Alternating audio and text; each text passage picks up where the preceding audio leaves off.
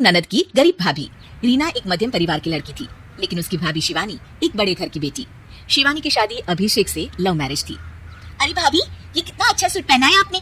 काश ऐसा मैं भी पहन पाती। अरे क्यों नहीं रीना, वैसे भी तुम्हारा और मेरा नाम तो एक ही है, जब मन करे पहन लेना। भाभी, आपको आपके पापा ने कितने अच्छे कपड़े गहने दिए हैं। मैं उनकी इकलौती बेटी जो हूँ। बेटी तो मैं भी इकलौती हूँ, लेकिन क्या करें, पापा है नहीं, पता नहीं कैसे होगी मेरी शादी। तभी वहाँ शिवानी की सास आ जाती है।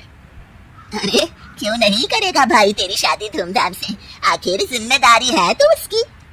और वो दिन भी आ जाता है जब रीना की शादी तय हो जाती है। अभिषेक, क्या हुआ?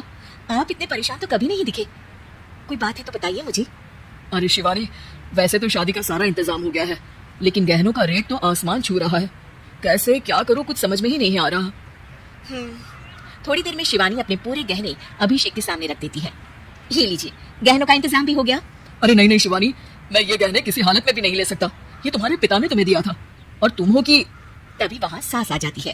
अरे तो क्या हुआ, इसकी तो हो गई ना शादी, अब किसे दिखाने हैं इसने गहने। सास गहनों का डिब्बा शिवानी के हाथ से लेकर वहाँ से चली जाती है।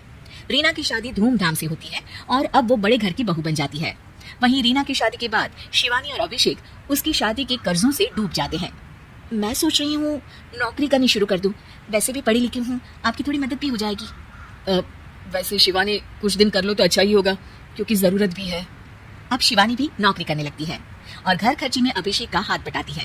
एक दिन शिवानी, रीना का फोन आया था, कह रही थी कि आने वाले त्योहार में उसके ससुराल जाना है।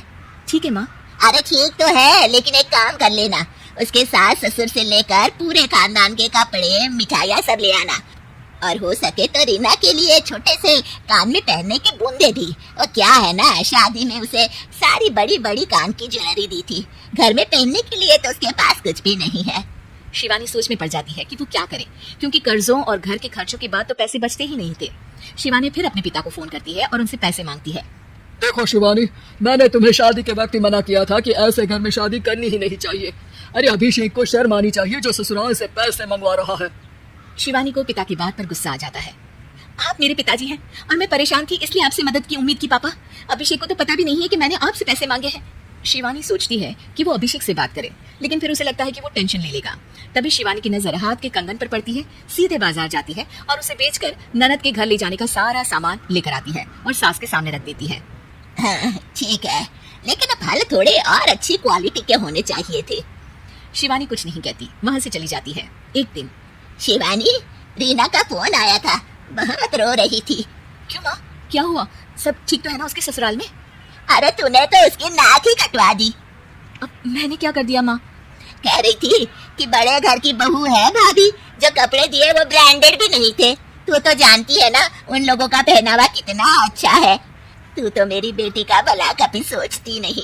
हाय भगवान, अरे बड़े घर की बहू है, इसी बात की जलन है ना तुझे, लेकिन याद रख मेरी बेटी का सोचने के लिए भगवान है, तुम लोग कभी उसका बुरा नहीं कर पाओगे। अब शिवानी के मन में सवाल था कि क्या ईश्वर सिर्फ रीना के साथ है, उसके साथ नहीं? लेकिन उसे सुकून था कि वो अभिषेक के साथ उसकी जिम्मेदारियों को निभाने में बराबरी की हकदार है। शिवानी वहां से चली जाती है। वो सास से कुछ नहीं कहती, क्योंकि अमीर घर की बहू बनकर रीना को भले ही सुकून ना हो, लेकिन गरीब घर की बहू बनकर शिवानी खुश है, क्योंकि खुशी पैसों से नहीं परिस्थितियों पर निर्भर करती है।